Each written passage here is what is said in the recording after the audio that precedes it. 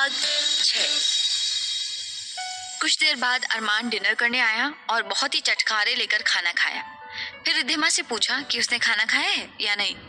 रिद्धिमा ने बस कहा, खा लूंगी। अरमान जानता था इससे लंबा जवाब उससे आशा करना व्यर्थ था, इसलिए उसने भी छोटा सा जवाब दिया, देर मत करना, और अपने कमरे में आ गया। रिद्धिमा खाना खाकर जब अपने कमरे में आई तो अरमान जग रहा था। रिद्धिमा ने अपनी बुक्स निकाली और स्टडी रूम में जाने के लिए कदम बढ़ाया था कि अरमान के बुलाने पर रुक गई। डॉक्टर मलिक के घर में ना रहने की वजह से वो स्टडी रूम में पढ़ने चली जाती थी। वो जानती थी कि उन्हें पता चलने पर कि वो स्टडी रूम में रात को पढ़ने जाती है, वो बहुत गुस्सा होंगे, और अरमान को कुछ कहा तो अरमान उस पर गुस्सा उतारेगा। इसलिए उसने सोच लिया था कि उनके वापस आने पर वो फिर से उस छोटे से स्टोर रूम में पढ़ने चले जाया करेगी। अरमान के बुलाने पर वो रुक गई और चुपचाप खड़ी हो गई। अरमान कुछ देर चुप रहा और फिर बोला, आई एम सॉरी। रिद्धिमा को उसकी तरफ प्रश्न सूचक निगाहों से देखते हुए पाकर वो बोला, कल क्लब में लिली का बॉयफ्रेंड किसी ओवर स्मार्ट लड़की के हाथों पिट गया। रिद्धिमा समझ नहीं पाई वो क्या कहना चाहता है, वो बस देखती रह गई। अरमान मुस्कुराते हुए बोला, मुझे ये समझ में आ गया कि लड़की चाहे ओवर स्मार्ट हो या गांव की गोरी, बदतमीजी किसी को हजम नहीं होती। तुम्हारे साथ भी उसने वैसा ही कुछ किया होगा। रिद्धिमा उसके बोलने के अंदाज पर उसे घूर कर देखते हुए बोली, मैं कोई गांव की गोरी नहीं हूँ, पुणे इंडिया के विकसित शहरों में अग्रणी है। अरमान ना समझते हुए पूछा, क्या है? रिद्धिमा ने उसे घूरते हुए कहा, पुणे इंडिया में ऑस्ट्रेलिया के मेलबर्न से कम नहीं है। अरमान ये सुनकर ठहाका लगाकर हंस पड़ा और बोला, उदाहरण तो अच्छे दिए तुमने। वो वैसे तुम्हें किसने बताया कि मैं मेलबर्न में रहता हूँ? रिद्धिमा ने कुछ जवाब नहीं दिया और वहां से जाने लगी तो अरमान बोला, रुको रिद्धिमा, आज से तुम यही कमरे में पढ़ सकती हो। मैं ठीक हूँ, जानता हूँ तुम हर हालत में ठीक रहोगी, पर कल परसों तक पापा वापस आ रहे हैं और तुम्हें यही पढ़ना पड़ेगा, तो आज से ये शुभ काम शुरू कर लो। मैं स्टोर रूम में पढ़ लूंगी। अरमान उसे घूर कर देखते हुए बोला, मैं आपसे रिक्वेस्ट नहीं कर रहा हूँ मैडम, आदेश दे रहा हूँ। आपको ना स्टडी रूम में जाने की जरूरत है और ना ही स्टोर रूम में। यही टेबल लैंप में पढ़ोगी और मुझे बहस करना पसंद नहीं है। कहकर वो करवट लेकर सो गया, मानो जज ने अपना फैसला सुना दिया। रिद्धिमा किसी बहस में नहीं उलझना चाहती थी, इसलिए वही टेबल लैंप जलाकर पढ़ने बैठ गई। उसे अब तक समझ नहीं आया था कि अरमान चाहता क्या है। कभी खुद आगे बढ़कर गले लगा लेता है, कभी खुद ही परे धकेल देता है, कभी तो अपना लगता है, कभी बहुत पराया, कभी एक सीधा साधा इंसान लगता है और कभी बहुत ही उलझा हुआ। उसने अपने सिर को झटकते हुए इन बातों से ध्यान हटाने की कोशिश की और अपनी स्टडी में ध्यान लगाने की कोशिश करने लगी। रिद्धिमा पढ़ने में इतना मग्न थी कि उसे पता ही नहीं चला समय का। दूर गिरजाघर में एक बड़ी सी घड़ी के 2 बजने की सूचना से उसने किताब बंद की और सोने के लिए उठ खड़ी हुई।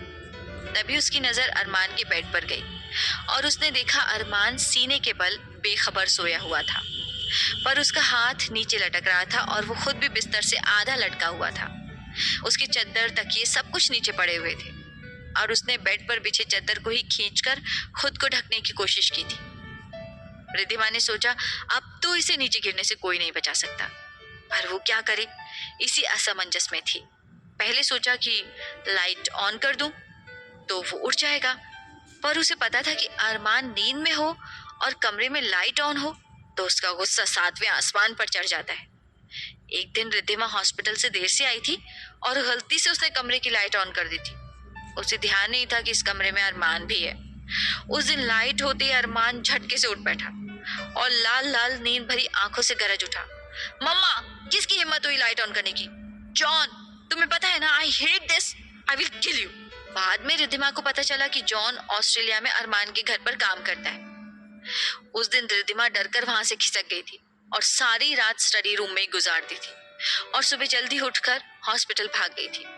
शाम को वो डरते डरते घर आई थी और अरमान के सामने आने पर वो कुछ देर तक उसे घूरता रहा, पर कुछ बोला नहीं। रिद्धिमा की जान में जान आई और उसने नाक कान पकड़े कि फिर कभी ऐसी गुस्ताखी नहीं करेगी। उसे इस चिंगारी को भड़काने के लिए हवा नहीं देनी थी, पर अभी वो बहुत टेंशन में थी कि क्या करे। एक बार सोचा कि भाड़ में जाए, गिरेगा तो मुझे क्या, एक बार गिरने से अक्ल आ जाएगी। बच्चा है क्या जो इस तरह से तकिया चद्दर सब नीचे गिराकर सो रहा है? सोचते हुए उसने अरमान की ओर देखा और उसे जोर से हंसी आ गई। ये देखकर कि अरमान जिस तरफ सोते वक्त पैर किए था, अब उस तरफ उसका सिर है। नींद में कोई इंसान इतना उल्टा घूम सकता है वो सोच भी नहीं सकती थी। वो तो करवट भी नहीं लेती थी और सुबह हो जाती थी। उसने सोचा कि अरमान को ऊपर उठा दे, इसलिए उसके पास गई, उसे पुकारना चाहा, पर आवाज उसके गले में फंसी रह गई। अब तक शायद ही कभी उसने अरमान को उसका नाम लेकर पुकारा हो, उसे याद भी नहीं है। वो कुछ देर वैसे ही खड़ी रही और जाने के लिए मुड़ी। तभी अरमान ने किनारे की तरफ करवट ली और रिद्धिमा झटके से उसे पकड़ने की कोशिश की और अरमान धम से बेड से नीचे गिर पड़ा। पर अकेला गिरता तो गनीमत थी, वो रिद्धिमा के ऊपर गिर पड़ा और रिद्धिमा की जोर से चीख निकल गई। उसकी चीख निकलते ही अरमान की नींद खुल गई। वो धड़फड़ाकर उठ बैठा और चिल्ला उठा, कौन है? चोर चोर! रिद्धिमा ने देखा अरमान उसके ऊपर गिरा हुआ है और उसे ही जकड़ा हुआ चिल्ला रहा है। वो मिमियाते हुए बोली, मैं रिद्धिमा हूँ, चोर नहीं। इतना सुनते ही अरमान उस जीरो पावर लाइट में देखने की कोशिश करता हुआ आश्चर्य से बोला, तुम यहाँ क्या कर रही हो? रिद्धिमा को लगा कि उसकी जान निकल जाएगी। वो आर्तनाद करते हुए बोली, तुम गिर रहे थे। अरमान समझने की कोशिश करता हुआ उसकी तरफ आंखें फैलाकर पूछने लगा, पर तुम क्या कर रही थी? अब रिद्धिमा को अरमान का भार बर्दाश्त से बाहर हो रहा था। वो उसे कोहनी से धक्का मारते हुए चिल्लाकर बोली, पहले दफा हो जाओ मेरे ऊपर से, और मेरी जान निकल जाएगी। अरमान ने खुद को देखा और उसे अब बात समझ में आई। अब तक शायद वो आधी नींद में था, पर रिद्धिमा के चिल्लाने से उसकी नींद हवा हो गई थी। वो झट से उठ बैठा। रिद्धिमा जल्दी से उठ गई और करहाती हुई अपने सोफे पर जा बैठी और लेटने ही वाली थी कि अरमान ने पूछा, तुमने बताया नहीं कि तुम यहाँ क्या कर रही थी? रिद्धिमा ने उसे घूर कर देखा और गुस्से से बोली, मेरी मती मारी गई थी। इस बात पर अरमान की जोर से हंसी छूट गई। अपने चद्दर तकिया बेड रखता हुआ शरारती अंदाज में बोला, समझ गया। एक अकेले हैंडसम को सोता देखकर फायदा उठाने आई थी। रिद्धिमा ने गुस्से से कहा, मेरी बला से, मैं सिर्फ इतना कहने गई थी कि तुम गिरने वाले हो। अरमान उसी तरह चिढ़ाते हुए बोला, तो नजदीक क्यों आई? वहीं से बोल सकती थी। यहाँ से बोलूं? घोड़े गधे बेचकर सो रहे थे। नजदीक जाकर बोली तब भी सुनाई नहीं दिया आपको। गुस्से में आप संबोधन, वाह वाह। तो मैडम मैं गिर जाता तो आपको क्या प्रॉब्लम थी? रिद्धिमा को कुछ समझ नहीं आया कि क्या कहे। सच में उसे प्रॉब्लम नहीं होनी चाहिए थी। फिर वो घबरा कर बोली, पता नहीं, कह सकते थे कि मैंने धक्का देकर गिरा दिया। अरमान ठहाका लगाकर हंस पड़ा। तुम मुझे हिला भी नहीं सकती, गिराना तो दूर, और कुछ और सोचो। तुम्हें क्या प्रॉब्लम हो रही थी?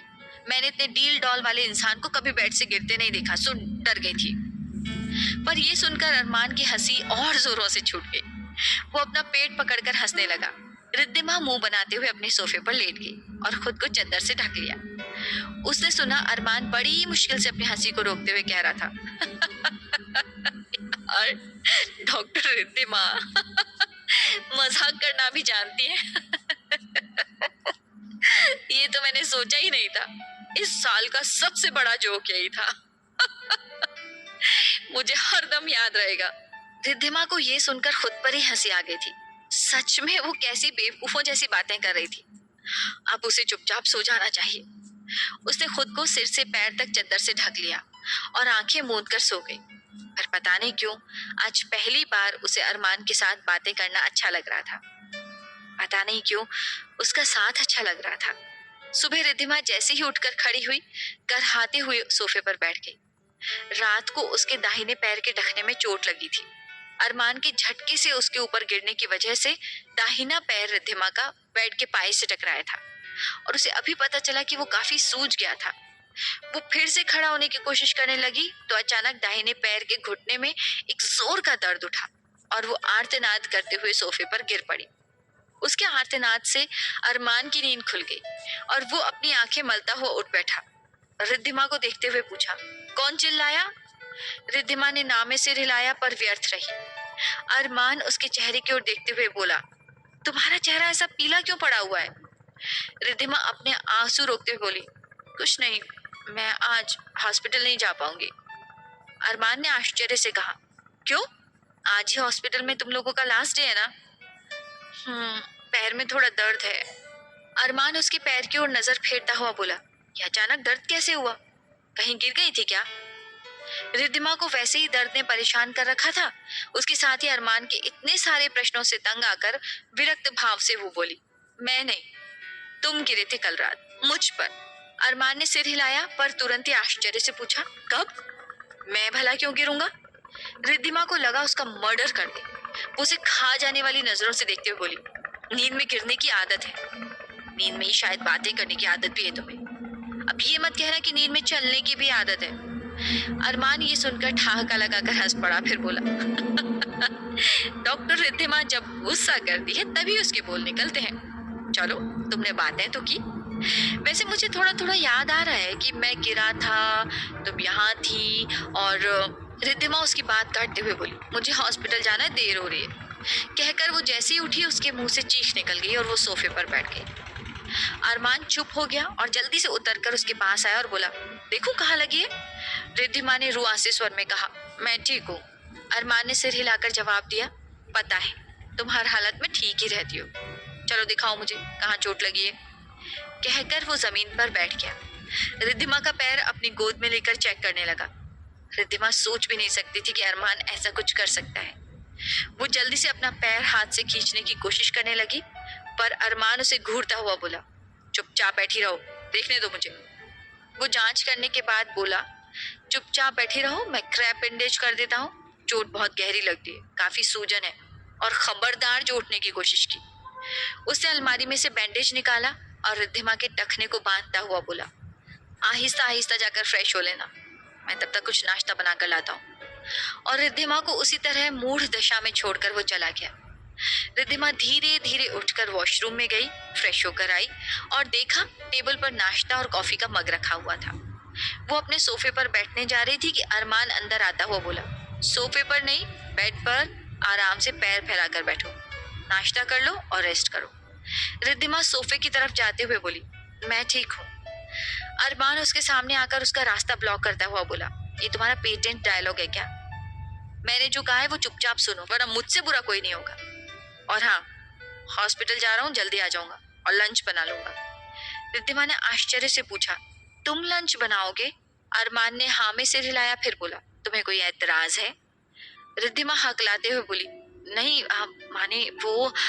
अरमान मुस्कुराता हुआ बोला, विदेशों में सभी बचपन से हर काम को सीख लेते हैं। मैं समझ गया हूँ तुम इस काम में एक्सपर्ट हो, पर मैं भी कुछ बुरा नहीं हूँ। रिद्धिमा कुछ नहीं बोली, बेड के पास रखी नाश्ते की प्लेट उठा ली और नाश्ता करने लगी। अरमान मुस्कुराता हुआ बोला, गुड गर्ल, अब मेरे जाने के बाद सोफे पर मत आ जाना, कैमरा लगा है यहाँ, मुझे सब पता चल जाएगा। रिद्धिमा ये सुनकर चौंकते हुए इधर उधर देखने लगी। अरमान ठहाका लगाकर हंस पड़ा, फिर अपनी फाइल्स लेकर चला गया। रिद्धिमा अपनी ही बेवकूफी पर खुद ही शर्म से गड़ी जा रही थी। उसने कॉफी पी, फिर बेड पर बैठ गई और अपने पैर फैला दिए। तभी उसका मोबाइल बज उठा। उसने देखा कि एक अनजान नंबर था। उसने उठाया तो अरमान उधर था। मैंने टेबल पर मेडिसिन का डब्बा रखा है, पेन किलर ले लेना, और ये मेरा नंबर है, सेव कर लो। रिद्धिमा ने हूं कहते हुए फोन रखा और मेडिसिन लेकर बेड पर बैठ गई। कुछ ही पल में वो नींद के आगोश में चली गई। रिद्धिमा की जब नींद खुली तब धूप सिर पर चढ़ चुकी थी। उसने उठने की कोशिश की तो देखा दर्द काफी कम था। वो जानती थी कि ये पेन किलर का असर है। वो धीरे से उठी और किसी तरह पैर को धीरे धीरे जमीन पर रखते हुए दरवाजे से बाहर आई कि अरमान की आवाज सुनकर चौंक पड़ी। वो लगभग चिल्लाते हुए कह रहा था, अरे यार, ऐसी हालत में चलना तो दूर, खड़ा भी नहीं होना चाहिए। एक डॉक्टर होकर भी ये नहीं समझती। रिद्धिमा ने देखा अरमान किचन का एप्रन डाले हुए था। उसके गाल पर हल्दी लगी थी और बालों में सफेद सफेद कुछ, शायद आटा होगा या कुछ और। वो कमर पर हाथ रखे उसे घूर रहा था। रिद्धिमा अपनी हंसी दबाने की कोशिश करती हुई बोलने को उद्यत हुई, मैं। अरमान तुरंत बोल पड़ा, ठीक हूँ, यही कहना चाहती हो ना? पता है मुझे, पर मैं तुम्हें ऐसी हालत में देखकर ठीक नहीं हूँ। चुपचाप जाकर अपने कमरे में लेट जाओ, बस रायता बनाना है, मैं 5 मिनट में आया। रिद्धिमा चुपचाप कमरे में आ गई और बेड पर बैठ गई। पता नहीं क्यों अरमान की बातें उसे बहुत प्यारी लग रही थी, पर अभी भी वो अरमान को समझ नहीं पा रही थी। कल रात को ही तान्या से कितना घुल मिल कर बातें कर रहा था और ऑस्ट्रेलिया जाने का प्लान बना रहा था, और आज अचानक रिद्धिमा के साथ इतने प्यारे तरीके से पेश आ रहा था। आखिर उसके मन में चल क्या रहा है? वो चाहता क्या है? इतने में उसे अरमान की आवाज सुनाई दी। चाहता तो था बहुत कुछ बनाना, पर टाइम नहीं मिला। हॉस्पिटल से आने में थोड़ी लेट हो गई, सो फ्राइड राइस और रायता बना दिया है, खा लोगी ना? रिद्धिमा धीरे से बोली। क्या जरूरत थी, होटल से मंगा लेते। हाँ, पर तुमने ही तो कहा था कि तुम्हें बाहर का खाना पसंद नहीं है। रिद्धिमा ने कुछ जवाब नहीं दिया। अरमान ने खाना टेबल पर रखा और कहा, तुम खा लो, मैं डाइनिंग टेबल पर खा लूंगा और हॉस्पिटल को निकल जाऊंगा। मैं हॉस्पिटल को निकल तो जाऊंगा, पर मुस्कान और रिया आ जाएंगी तो तुम बोर नहीं होगी। तभी मुस्कान की आवाज सुनाई दी। हम तो आ गए डॉक्टर अरमान, पर आज खाना किसने बनाया है जो इतनी सुगंध आ रही है? अच्छा हुआ आप लोग आ गए, चलिए मुझे कंपनी दीजिए खाने में। चलिए, मुस्कान खुश होते हुए बोली। रिया ने आश्चर्य से पूछा, तू अभी तो कैंटीन में खाकर आई है ना मुस्कान? मुस्कान मुंह बनाते हुए बोली, कैंटीन के खाने से कभी पेट भरता है क्या? क्या खुशबू आ रही है, टेस्ट किए बिना रहा नहीं जाएगा। वैसे बनाया क्या है? अरमान ने जवाब दिया, फ्राइड राइस और रायता। है? ये कैसा कॉम्बिनेशन है? कभी कभी कॉम्बिनेशन डिफरेंट हो तब भी हिट हो जाती है। मुस्कान झट से बोल पड़ी, जैसे आपकी और रिद्धिमा की जोड़ी। रिद्धिमा इतना सुनते ही उसे घूरते हुए बोल पड़ी, तू चुप रहने का क्या लेगी? मुस्कान छोटा सा चेहरा बनाते हुए बोली, सॉरी। पर अरमान जोर से हंस पड़ा और बोला, आपकी बातें बड़ी मजेदार होती है डॉक्टर मुस्कान। वैसे आपने उदाहरण कुछ गलत नहीं दिया। अब देखना यह है कि ये जोड़ी हिट होती है या फ्लॉप। मुस्कान अपने सारे दांत निकालकर हंसते हुए बोली, सर, जोड़ी हिट हो या फ्लॉप, मेरे फेवरेट हीरो तो आप ही रहेंगे। रिद्धिमा का मन कर रहा था कि मुस्कान की पिटाई कर दे। वो जल्दी से बोली, तू यहाँ से जाने का क्या लेगी मुस्कान? मुस्कान ठहाका लगाकर हंसते हुए बोली, तू चली जा, मैं तो अपनी जाऊंगी यहाँ से। अरमान बात घुमाने के लिए बोला, चलिए डॉक्टर मुस्कान, खाना ठंडा हो गया। वो लोग चले गए, पर रिद्धिमा के कान में मुस्कान की बात गूंजती रही, तू चली जा। इस घर से जाने की बात सोचते ही रिद्धिमा के दिल में टीस सी उठने लगी। धीरे धीरे अनजाने में ही उसे इस घर से, इस कमरे से और शायद किसी और से प्यार होने लगा था। और इन सब से बिछड़ने की बात सोचते ही मन भर आता था। अरमान का फ्राइड राइस और रायता हिट हो गया था। मुस्कान तो अब सिर्फ और सिर्फ अरमान की तारीफें ही किया करती थी। रिद्धिमा अब ठीक थी, पर अब उनकी स्टडी लीव हो गई थी, सो वो घर पर ही रहती थी। अरमान हॉस्पिटल जरूर जाता था, पर अपना दिल शायद घर पर ही छोड़कर जाता था। पता नहीं क्यों आजकल उसे हॉस्पिटल बड़ा सूना सूना लगता था। तान्या से वादा करते हुए भी वो उसे फोन करना भूल जाता था, पर रिद्धिमा को एक बार जरूर फोन करता था और कुछ इधर उधर की बातें करता। रिद्धिमा ज्यादा बोलती नहीं थी, पर शायद अब उसे भी अरमान के फोन का इंतजार रहने लगा था। रिद्धिमा के एग्जाम शुरू हो गए थे। पापा लौट आए थे और अरमान ने आश्चर्य से देखा कि रिद्धिमा जब भी एग्जाम देने जाती थी, जाने से पहले पापा उसे हल्दी कुमकुम का टीका लगाते थे और फिर मुंह में दही शक्कर खिलाते थे। उसे याद आया बचपन में जब वो एग्जाम देने जाता था तो उसके दोस्त इसी तरह हल्दी कुमकुम का टीका लगाकर आते थे और उसे बहुत अच्छा लगता था। पर उसकी मम्मा इन सब चीजों को नहीं मानती थी। अरमान ने इसके लिए अपनी मम्मा को कभी दोषी नहीं ठहराया, क्योंकि उसे पता था कि उसकी मम्मा के संस्कार अलग हैं। उसे ये भी पता था कि उसकी मम्मा चाहे दूसरे देश की हो, पर अपने बेटे को बहुत प्यार करती है। पर पापा को इस तरह एक दूसरी लड़की के लिए इतना प्यार लुटाते देख जहाँ उसे आश्चर्य होता था, वहीं थोड़ी जलन भी होती थी। पर इतने दिन में वो ये बात तो समझ गया था कि रिद्धिमा है ही ऐसी लड़की जो सबका ध्यान अपनी ओर खींच लेती है। वो खुद ही कहाँ उससे दूर रह पाता था आजकल। पता नहीं क्यों उसे अब हर पल यही इंतजार रहता था कि रिद्धिमा उसके पास थोड़ी देर बैठे, उससे बातें करे और अपनी खुद की सोच पर उसे बहुत हंसी आती थी। पता नहीं कैसा जादू कर दिया था रिद्धिमा ने कि अब अरमान को ऑस्ट्रेलिया वापस जाने की उमंग ही नहीं थी। अब उसे सचमुच ही रिद्धिका के कहे अनुसार पुणे शहर मेलबर्न से कम नहीं लगता था।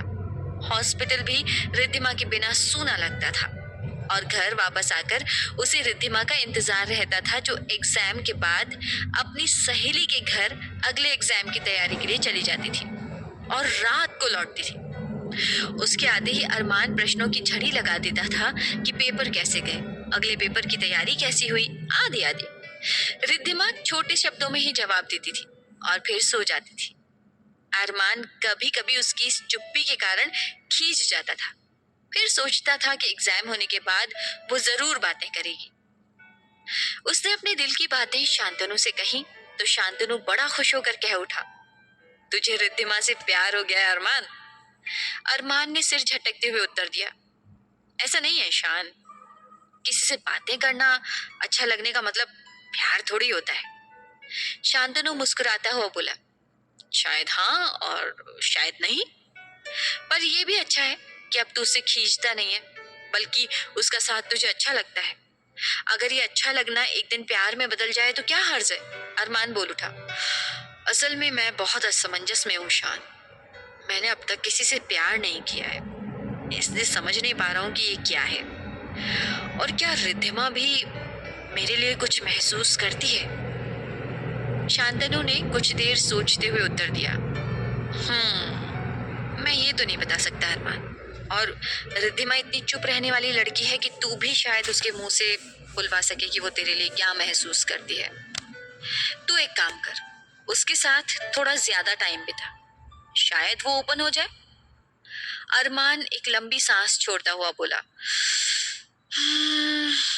अब ये थोड़ा ज्यादा टाइम कैसे बिताऊं वो भी बता दे, क्योंकि मैं तो ये नहीं कह सकता कि रिद्धिमा मैं तुम्हारे साथ टाइम स्पेंड करना चाहता हूँ।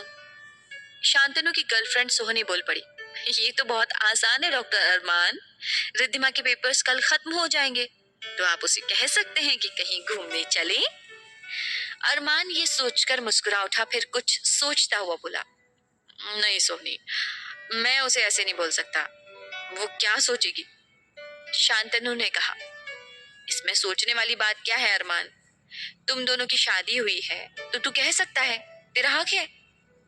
अरमान को चुप देखकर सोहनी बोल उठी, तो आप एक काम कीजिए, रिद्धिमा के दोस्तों को ये ऑफर दीजिए, वो मान गए तो रिद्धिमा भी मानने को मजबूर होगी। शांतनु सोहनी की ओर प्यार भरी नजरों से देखता हुआ बोला, सोनी, मुझे लगता था कि इतनी बकबक करने वाली लड़की के पास दिमाग नहीं होगा, पर तुम तो बहुत इंटेलिजेंट निकली। सोहनी उसे आंख दिखाते हुए बोली, तुम सब लड़के एक जैसे होते हो शान, तुम लोगों को बस टांग खींचने का मौका चाहिए। पर मुझे लगता है कि अभी हमें डॉक्टर अरमान की समस्या को सुलझाना चाहिए। अरमान बोल उठा, मुझे तुम्हारी सलाह पसंद आई सोहनी, थैंक यू सो मच। अरमान के जाने के बाद शांतनु सोहनी से बोल उठा, मैं दिल से चाहता हूँ कि ये दोनों एक दूसरे को समझ लें और अपना लें। फिर अरमान यहाँ रहकर डॉक्टर मलिक का हॉस्पिटल संभालेगा जो उनका सपना है, और रिद्धिमा डॉक्टर शशांक का सपना पूरा कर पाएगी।